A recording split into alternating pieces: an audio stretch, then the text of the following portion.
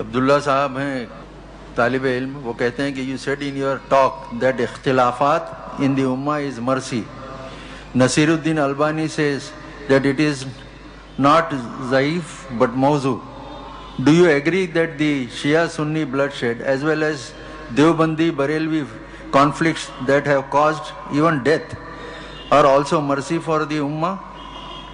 دیکھیے یہ فرق میں نے اس وقت بھی واضح کر دیا تھا. ناصر الدین البانی صاحب نے اگر یہ فرمایا ہے کہ یہ موضوعات میں سے ہے تو مجھے غور کرنا پڑے گا کہ میں آئندہ کبھی اس کو کوٹ نہ کروں.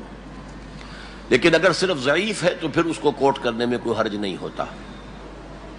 البتہ میں نے جو کہا تھا افتراق اور اختلاف وہ ہے جہاں رائے مختلف ہو لیکن ایک دوسرے کو برداشت کرے اور سمجھے کہ ہاں ٹھیک ہے اس کا بھی امکان ہے اس کا بھی امکان ہے.